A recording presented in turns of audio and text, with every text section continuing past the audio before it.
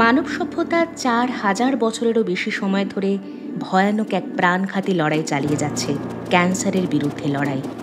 ভারতে সংখ্যাটা খুবই সরল কিন্তু ভয় ধরানোর। প্রতি ৮ মিনিটে আমরা একজন করে মেয়েকে সার্ভিক্যাল ক্যান্সারে হারাচ্ছি। মেয়েদের মধ্যে এই ক্যান্সার সংক্রমণের দিক থেকে দ্বিতীয় স্থানে। কিন্তু ভাবুন তো, কেমন হতো যদি এই লড়াইটা একেবারে থেমে যেত? শুনতে নিছক কল্পনা মনে হচ্ছে, তাই না? হিউম্যান প্যাপিলোমা ভাইরাস, যেটা সার্ভিক্যাল ক্যান্সারের আসল কারণ, তাকে একটিমাত্র সাধারণ ভ্যাকসিনেই আটকানো সম্ভব। ২ দশকেরও বেশি সময় ধরে হাজার হাজার মানুষ এই ভ্যাকসিন নিয়েছেন এবং তারা সুস্থ স্বাভাবিক জীবন কাটিয়েছেন।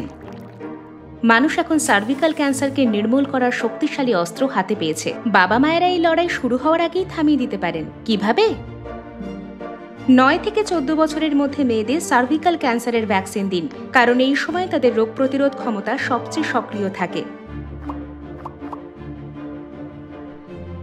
প্রিয় অভিভাবকেরা, আপনাদের মেয়ের ভবিষ্যৎ সুরক্ষা আপনাদেরই হাতে। ভ্যাকসিন দিতে দেরি করবেন না যেন।